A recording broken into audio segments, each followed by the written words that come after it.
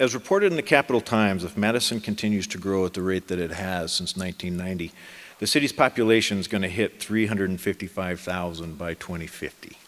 I suggest it's going to be bigger than that. Dane County's population is certainly going to top 1 million. Here's a two-part question.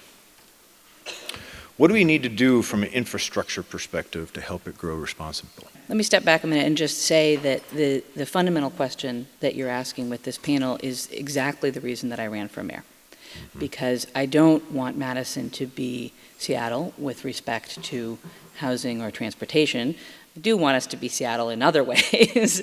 I don't want Madison to be Austin with respect to traffic congestion in particular. I don't want Madison to be DC with respect to the shift in demographics and the loss of people of color, is to talk to other cities and ask, what do you wish you had done a decade or two ago about these fundamental problems? Here's a really interesting fact. So between 2007 and 2015, 9 out of 10 of new Madisonians were renters. 9 out of 10. So we need a lot more rental housing stock. And in that same time period, we went from a 5.6 vacancy rate to a 2.8. And rents went up, and here we are in the housing crisis that we have. So we have to invest in housing. We have to invest in transit, because as you point out, we're already congested on our main arterials through the isthmus in particular. And we literally cannot accommodate, if all of the new growth, and you cited the numbers, if that all comes true, we will have at least 800,000 new trips. We can't fit those. Right. If that's all in cars, we can't fit that on our existing infrastructure. And so we have choices, right? We can sit in traffic. I don't want that. We can widen all of our roads. Well, I mean, I don't think that Otto Gephart's going to let us tear down his buildings on East Washington to do that, and I don't want to take people's homes for that. So we can't go bigger, we can't fit more through, so we have to find a third way, and I think that third way is rapid transit. And so we have to start thinking about, how do we build intermodal infrastructure? When I talk about intermodal infrastructure, we can go and we can look at Milwaukee and you can see they have one intermodal station, but I think the future is going to require us to have multiple intermodal stations. A hub where people can connect with bicycles, where city buses and regional buses can connect. We hear a lot about that, actually. Yeah. There's a big need there. So I think we also have to have better systems of park and rides so people can get out of their cars. And then we need to have intelligent transportation systems where we're talking about, traffic flow, transit reliability. On the housing infrastructure side, we know that it's expensive to live in the city with a vacancy rate around 3% for a rental. And for African Americans, we're the worst in the nation. Across our nation, home ownership is 45% for Black people. Here in Madison, it's 15%. Quite frequently, we hear people talk about Milwaukee being second with around 25 or 26, but we're at 15%. So we've got to make a decision about whether we want people of color to have a place in here. From the perspective of a company that has grown rapidly in Madison, we faced a choice a couple of years ago as to where to build our next lab. And we looked all over the country, we looked all over Dane County, and we ultimately chose the southwest side of town, in part because that was a neighborhood that we thought would be positively impacted by having a major employer there. Mayor Satya has quite a challenge that a lot of us in the business community can help out with. We can help out with because the solutions here are going to be public-private solutions. Mm-hmm. They are not, all this development is not going to come out of the mayor's office. It is going to come out of partnerships and collaborations. But Madison really includes, as we think about it holistically, Middleton and Verona and a broader area, and how we all really need to function together. Mayor, I want to ask you a question about how we might work with those cities together, but Ruben, can you pick up on that? Sure. I think that we're not Mayberry, anymore. We're not some small town. And we got to remember that Madison is a metropolis. And it only takes you to drive down the Beltline in the morning to see that you have a lot of people coming in from the suburbs, but at the same time, you have a lot of people going from Madison into the suburbs for jobs. And so to find solutions to what the challenges that we have to look for solutions in the metropolis. And so that would include our suburban partners and figuring out how we can solve these problems with them. But we also have to come to this understanding about, how do we get to metropolis wins, right? So when Epic locates in Verona, that shouldn't be, there shouldn't be jealousy or anything like that. That's a win for the metropolis, right? Because some of those individuals are going to buy condominiums in Madison. They're going to actually use our airport, quite frequently. So, it's a win-win situation. So we have to start thinking about, how we can do it together. When the jobs are in Verona and other places, we can't just think about how do we make transit efficient within Madison. In the metropolis, the jobs are on the fringe. And so as the mayor is thinking about an efficient transit system like they've done with Sun Prairie, you've got to figure out how you make those connections, because if you don't make those connections through transit, people are going to get in their cars and go.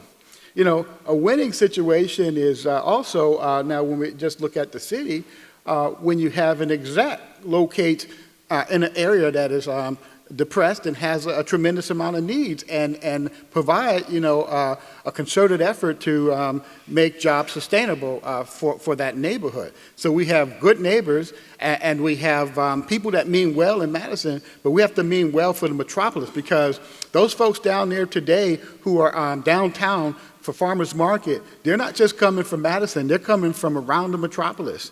In August, when you're eating corn at the Corn Fest and supporting Sun Prairie, it's just not Sun Prairie people, it's the metropolis. And so we have to start thinking about regional and metropolis wins, and know that when the peripheral does well, we do well. Getting sworn in, I have met with all of the surrounding mayors and had really good conversations with them about our shared priorities, and particularly with respect to transportation. We do have technically a regional transportation system now, because Madison Metro provides bus service to every surrounding community except Monona. And I'm happy to say that we're in conversations with Monona about that. We just started our service to Sun Prairie, and sitting down with Mayor Esser, he said to me, I will take as many buses as you can give me. So we know that there is a strong demand regionally, and we know that our transit service has to follow where our employers are. When we build rapid transit, it has to be regional. There is no other alternative. If we can't make it regional, we're not serving the people we need to serve. The struggle is that we have been, frankly, underinvesting in transit in Madison for decades. So we were stuck in this place, and I'm sure you all are familiar with the bus barn down in East Washington. It is designed to hold 160 buses.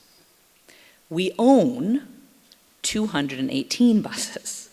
So already we don't have enough capacity for the vehicles that we have, not to mention the vehicles we will need for rapid transit and any expansion to Sun Prairie, or more buses down to Epic, which by the way wants more buses as well, or to give you better bus service for your employees, or go down the list of needs, right? So we've been stuck in this loop of people want transit, but we can't give it to them because we literally can't buy any more buses. So we are, I'm happy to say, investing to fix that problem and to get past that gridlock. And so that got me thinking, and I met with Mayor Satya, and we talked about this. How can we start to play a role in making sure that there is housing for employees? Because it's a real problem. So here are the numbers. We moved to $15 an hour starting salary maybe 4 years ago, when we started to hire a large number of hourly employees. And today we have 1,800 employees in Dane County, 2,700 around the country. Of those 1,800, 1,300 are hourly employees, starting at $15 an hour, moving to $20 an hour, 5% target bonus, 12,750 in initial equity grant, health insurance, really good health insurance with very low deductibles. But the cash component of that, every other week is $900 and the median price for a one-bedroom apartment is $1,175. You need two people in a home making decent starting wages to be able to afford to put a roof over your head. Or if you live on the north side of Madison, how do you get from the north side of Madison to our location? It's probably an hour. Easily, maybe more. Yeah.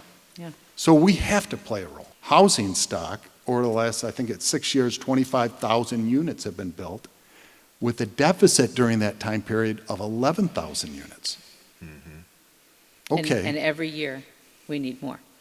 Right, so we're behind, and we're getting farther behind unless we do something drastically differently. Yeah. So I'll throw out an idea that one of the proposed solutions for ideas like this is, can you build additional units in your neighborhood, behind your home? In Chicago, my wife Sheila and I lived in a little cottage house behind a main house when we first got married.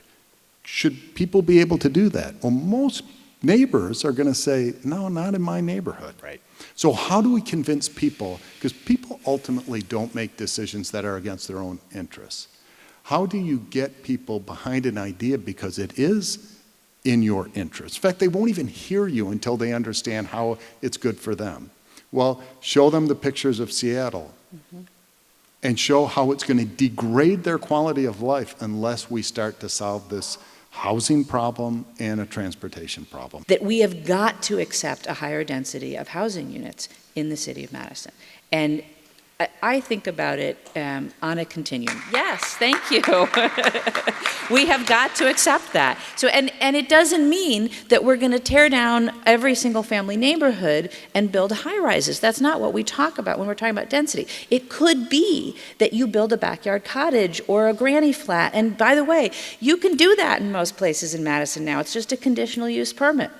Or it might be on our major transportation routes that we are building high-rise apartments or condos, right? You have to look at the context and what kind of density is appropriate in that context. But we have got to accept as a community that people need someplace to live. The private sector can't sit on the sideline and just be watching this thing happen and just think that all the solutions are going to come from government and nonprofit. And Kevin is modest because Exact Science understands that. And I think the reason that they're going to be super successful, continue to be super successful in this community, is because they don't have to be compelled to have inclusivity.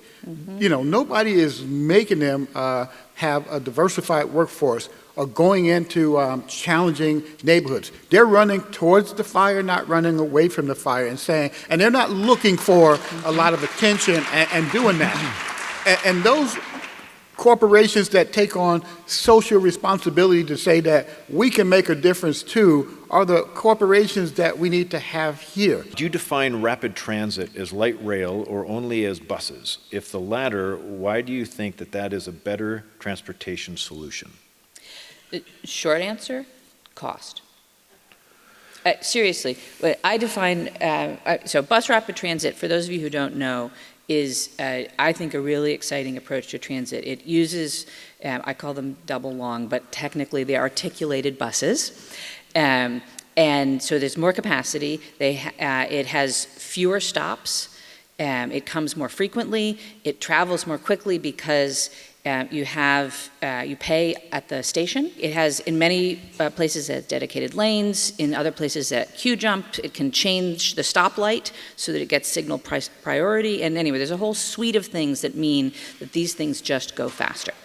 Why not rail in Madison? Because we live on an isthmus.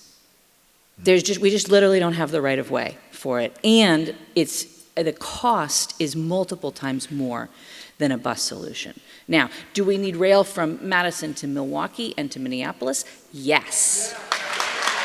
Absolutely. But if we wait to have the money to invest in light rail in Madison, we will not have the rapid transit that we need soon enough. And frankly, we need it yesterday, so we have to move forward with the solutions that are going to work for us now. How do we build transportation infrastructure while rapidly decarbonizing at the same time? That's a great question, and one that I'm pretty passionate about. So first of all, transit is decarbonizing to the extent that it moves people out of their individual cars. And so that you have fewer emissions per person if you're taking the bus. And second of all, it's my intention, and the city is moving in this direction, to have a bus rapid transit system be a fully electric fleet. We're going to test electric buses now to make sure that they can stand up to what we need them to stand up to, including our winters. But they are being used in other places in the country with success, and I think that the way forward for us is fully electric. There's going to be a transition period, and we will be looking at whether or not we can use biodiesel for the existing diesel buses. One of the things that we have to do is start making people pay for the true cost of transportation. And as the city grows and as the population grows, if you don't want to have to be stuck in time, people need to pay for peak driving. And so in New York and places like that, they have congestion pricing. So if you want to drive your car, during the times that it's totally congested, then you got to pay, a little bit more.